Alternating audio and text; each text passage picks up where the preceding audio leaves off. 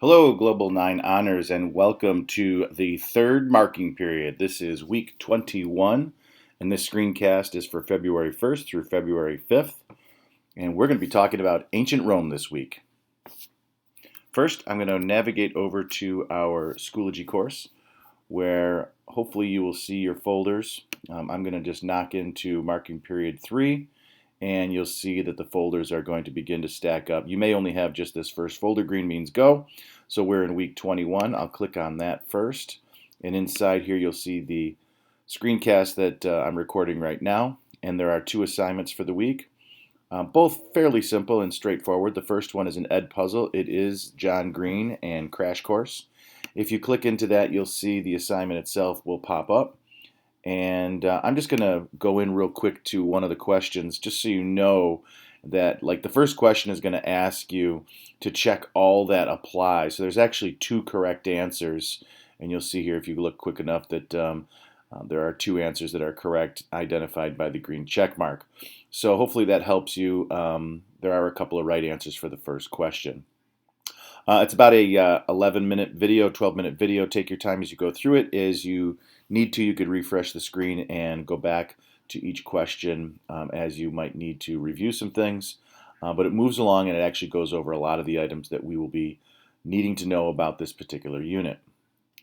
So with that, let me just go into this week and back into week 21 so we can see the new visions packet. So this has been modified for our class, and your teachers will probably be going over a couple of things similar to this. But as we get into the page itself, what I did is I went into the AP World History Review book and I grabbed pretty much all of the different things that we need to look at. Of course, with only 2 class periods, it makes it difficult to go over everything.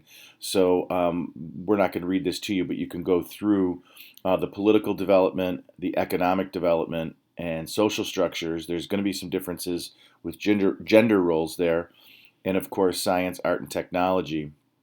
The culture of Rome is going to be, again, a classical civilization. We're going to go back. There's some amazing accomplishments that the Romans moved along with, particularly in that of Roman law, the Republic itself, and architecture. So we'll be taking a look at those things during one of the class periods this upcoming week. But let's go on to, I'll just quick do a preview here. I'm actually going to navigate over to Notability so you could see the page come up for us. So here we are.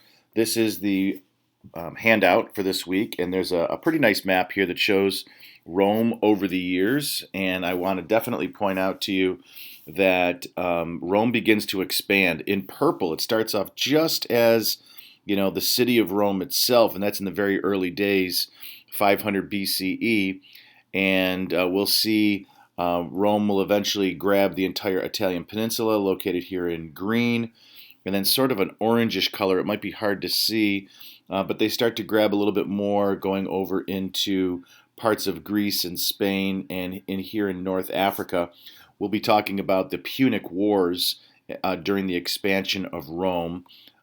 This was with Carthage, the city-state in North Africa.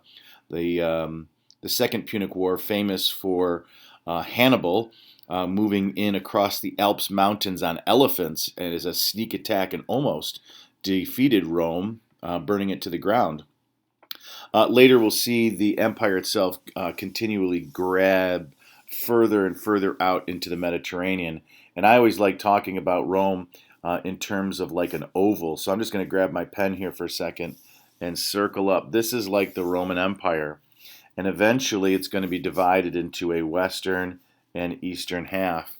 And this is really going to be what's going to bring Rome down. So Rome goes from the early days of being a great republic, where they vow to no longer ever have a king. They're sick and tired of having one person in charge. So they come up with this brilliant idea called a republic. But after a couple hundred years, it's going to fade away and become an empire, where many strong emperors, not beginning necessarily with Caesar, but definitely Julius Caesar takes lots of historical credit for making it an empire under a dictatorship. So let's take a look at the packet itself. I'll review quickly here the difference between Greece and Rome. In Greece, there was tons and tons of little islands. If I just even go back to this map here and zoom in on Greece, There really is, I'll just change colors here. This map doesn't really show us, but there's all those islands making it very difficult. This not being a topographical map, we would have seen lots of mountains too. So that geographic isolation is not the same in Italy. The boot of Italy is going to be much easier to unify. And you can see in this packet here that there are things like the plains, the peninsula, and the mountains a little bit will help Greece be very different from Rome in that it's going to be easy to unify. They'll be able to farm, they'll be able to travel, and they will be protected. So identifying one geographic feature here, looking at Rome's geography, made it easier to unify. The Greek city-states were isolated by mountains and islands, and of course the plains and peninsula. So write those out in complete sentences, and that's going to be a good start for our geography and understanding a little bit about how Rome came to be. Here's another map that's going to be similar, and we want to point out to you the different timelines of how things moved along and what might have been going on around this time in Rome's history.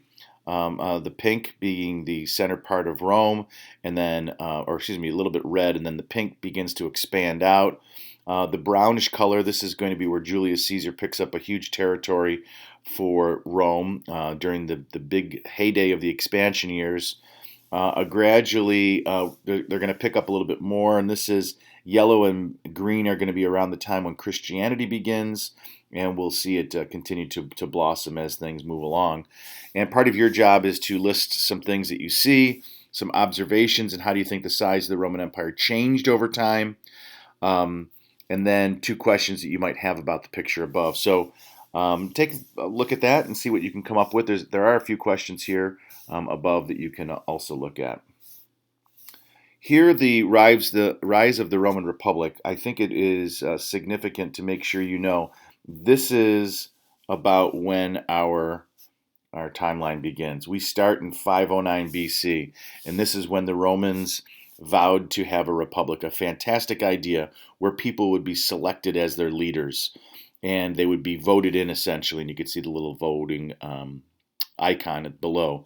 The 12 tables is going to be a wonderful accomplishment, and I'm going to circle that in red, but I'm also going to highlight it in blue because this is a cultural, it's an achievement, but it's also for political purposes.